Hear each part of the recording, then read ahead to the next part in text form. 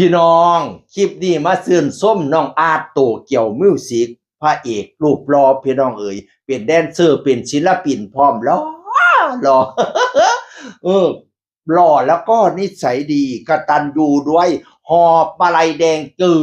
ขึงไปคล้องให้คุณแม่พี่น้องเอ๋ยนอกจากมาลัยเงินหมื่นแล้วก็ยังใส่สร้อยเส้นบักใหญ่ให้แม่อีกโอ้ยเป็นตาฮักเป็นตาแง้งเป็นตาแง้งเป็นตาเบิงแม่แล้วก็สิดีใจตอนแล้วกอดกันกับแม่น่ะแม่แล้วก็กอดโอ้ยข่อยน้ำตาสิไหล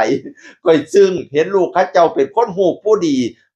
โอ้ยอีหยังแซมสิดีซ้ำมีลูกกตัญญูกตเวทีเนาะเฮ้ยผู้ใดมีลูกดีได้ลูกดีนี่ถือว่าได้บุญหลายสมัยซุมื้อนี้โอ้ยเด็กน้อยซุมื้อนี้เว้ายากปากเปียกติดยาตะพึดตะพือตัวแม่งยิ่งก็แล่นนำผู้สอนล้นไส้ผู้ชายก็ติดอยู่ติดยาเป็นเด็กแว้นเด็กซิ่งตะพืดอันนี้ได้ลูกจังน้องอาร์ตนี่โอ้ยอีแม่เอ้ยเจ้าบุญหลายสายยาวแล้ว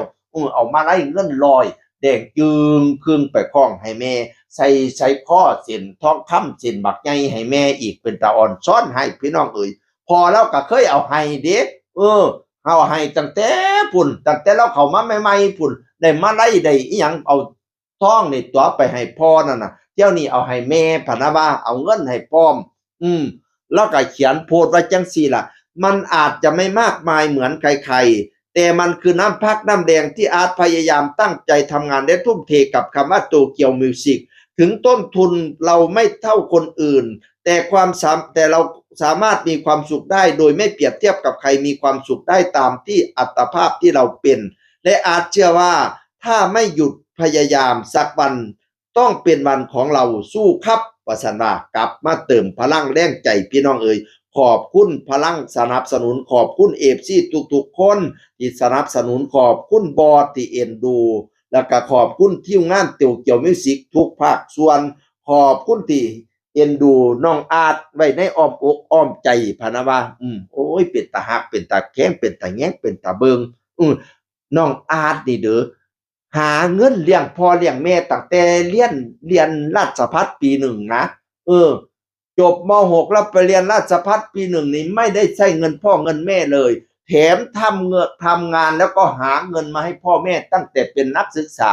อยู่ม.ราชภัฏปี1พี่น้องเอ๋ยเบิ่งคนมันสิดีนะพี่น้องเอ๋ยว่าคันผู้ลูกผู้อื่นดุยพ่อแม่บ่นส่งเงินไปเดือนละหมื่นมันสิพอบ่อันนี้ทำงานพร้อมเรียนพร้อมเลิกงานไปพุดเป็นเด็กเสิร์ฟเด็กอะไรแล้วทำเบิดพี่น้องเอ๋ยส่งเงินมาให้แม่ละมักเต้นพร้อมบัดที่เนี่ย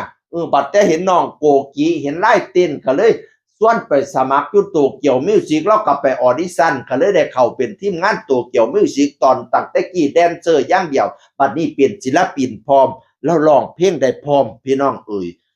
บัดนี้นี่จะสิได้ไปเป็นออกงานเดียวดิออกงานคู่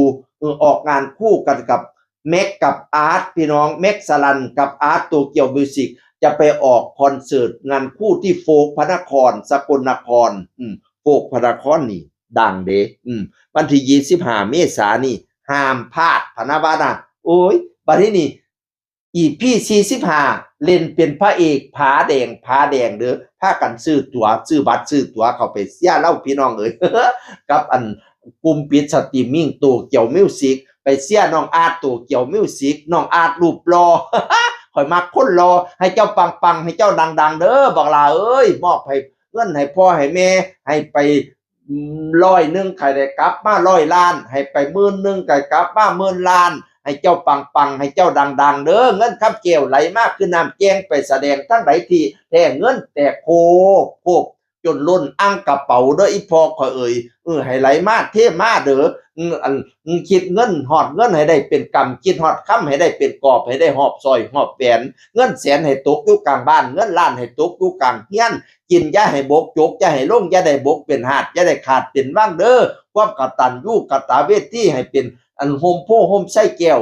มากกมาบังมากลางมาเลียมให้เจ้าเจริญ